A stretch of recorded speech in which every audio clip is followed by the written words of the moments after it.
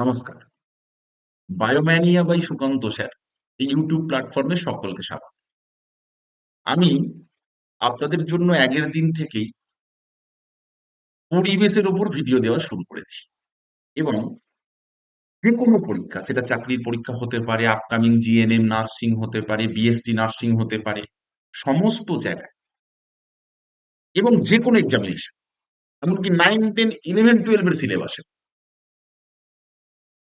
পরিবেশ আজ গুরুত্বপূর্ণ জায়গা এবং পরিবেশ এতটা গুরুত্বপূর্ণ জায়গায় আজ পৌঁছেছে যে পরিবেশ না পড়ে মুক্তি নেই।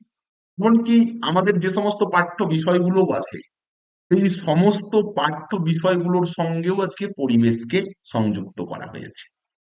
তার কারণ কি? ছোটবেলা থেকে মানুষকে বোঝানোর চেষ্টা হচ্ছে, বাচ্চাদের বোঝানোর চেষ্টা হচ্ছে যে আমরা আমাদের কার্যকলাপের ফলে পরিবেশকে ধ্বংস করেছি, করেছি বলা ভুল, করে চলেছি। তাই আমাদের নিজস্ব উদ্যোগে পরিবেশকে বিশুদ্ধ করতে হবে, পরিবেশকে ঠিক রাখতে হবে। কারণ যদি আজকের আমাদের এই টপিকটা দেখি, পলিউশন, এই পলিউশনের জন্য 90% আমরা দায়ী। আমাদের বিভিন্ন কাজের জন্য পরিবেশ তার ন্যাচারালিটি হারালো, পরিবেশ তার নর্মালিটি হারালো। বায়ুমণ্ডলে বিভিন্ন গ্যাসীয় যে সমস্ত উপাদানগুলো আছে তাদের যে পার্সেন্টেজ থাকা উচিত সেই পার্সেন্টেজ গুলো আস্তে আস্তে বিভিন্ন ভাবে এদিক ওদিক হতে শুরু করেছে। যার যার পার্সেন্টেজ থাকা ছিল কমা বাড়া হতে শুরু করেছে।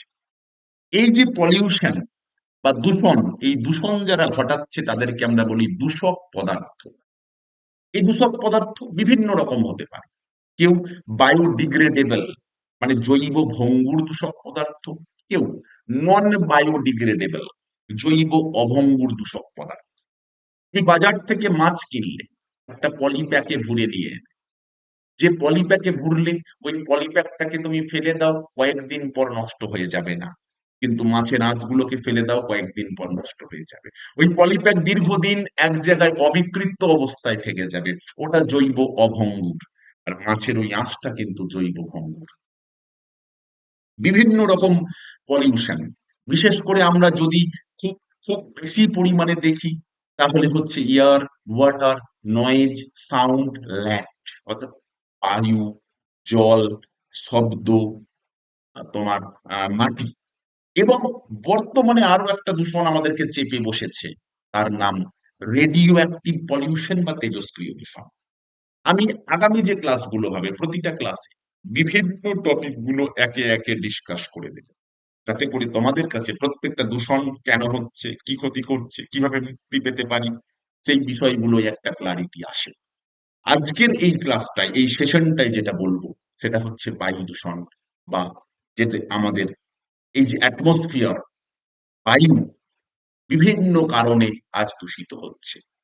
দূষিত হওয়ার ফলে বায়ুর যে সমস্ত উপাদান আছে, যে উপাদানের যা শতাংশ থাকা উচিত ছিল সেই শতাংশগুলো কম বেশি হওয়ার ফলে পরিবেশের যে সুস্থিতি সেই সুস্থিতি নষ্ট হচ্ছে।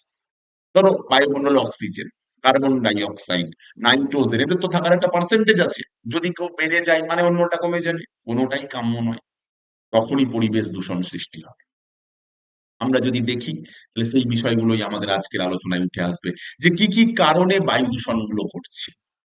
এক প্রথমেই হচ্ছে ইন্ডাস্ট্রি, কলকারখানা, সেখান থেকে দূষিত পদার্থ, যানবাহনের দূষিত পদার্থ, এবং এই সমস্ত জায়গায় ব্যবহৃত হওয়া জীবাশ্ম জ্বালানি। সেই জীবাশ্ম জ্বালানির সম্পূর্ণ দহন হলে কার্বন ডাই অক্সাইড, অসম্পূর্ণ দহন হলে কার্বন মনোঅক্সাইড। যে কার্বন মনোঅক্সাইড টানা যদি 3 থেকে 5 সেকেন্ড তুমি গ্রহণ করো তাহলে পৃথিবীর মায়া কাটিয়ে চলে যেতে হবে। কারণ রক্ত, হিমোগ্লোবিন ওই কার্বন মনোঅক্সাইডের প্রভাবে ক্লট হয়ে যাবে, ক্লট হয়ে যাবে, জমাট বেঁধে যাবে, তার পরিণতি মৃত্যু। তো এই সমস্ত কারণে অর্থাৎ জীবাশ্ম জ্বালানির ব্যবহার বৃদ্ধি সব থেকে বড় কারণ এই দূষণের। এই দূষণের ফলে আমাদের হিউম্যান হেলথ নানাভাবে বিপর্যস্ত। এই জায়গায় দুটো কথা আমাদের জানতে হবে। একটা স্মগ, বাকে আমরা যাকে বলি ধোঁয়াশা। দেখবে আমরা প্রায়শই শুনি দিল্লিতে গরমকালেও ধোঁয়াশা আসছে। এর কারণ কি? কুয়াশা। এই কুয়াশার সঙ্গে যুক্ত হচ্ছে কি? এই কুয়াশার সঙ্গে যুক্ত হয়েছে বিভিন্ন ধরনের ফ্লাই অ্যাশ। তার ফলে আসছে ধোঁয়াশা, যে ধোঁয়াশা দিল্লিকে মাঝে সাঝেই ঢেকে রাখছে। কাম্য নয় তো এতটা পরিমাণ দূষণ।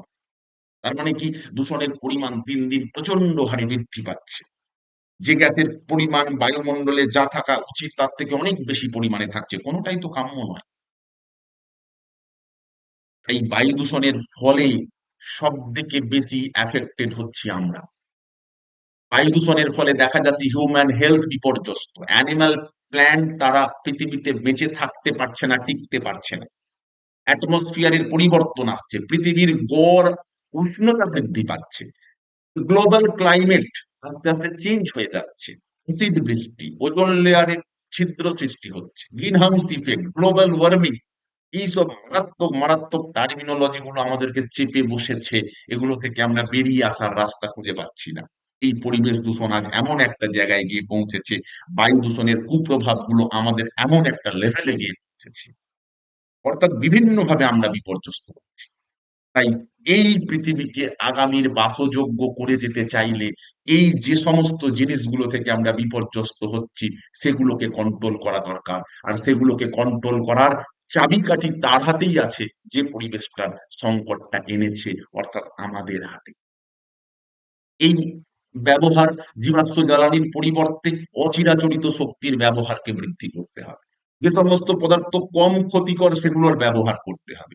বাতাস, দূষিত বাতাস মিশে যাবে বায়ুমণ্ডলে, তার আগে তাকে পিউরিফাই করতে হবে যাতে করে কম দূষিত পরিমাণ বাতাস গিয়ে মেশে। সরকার বিভিন্ন রকম স্টেপস নিয়েছে, বিভিন্ন রকম মেজার্স নিয়েছে।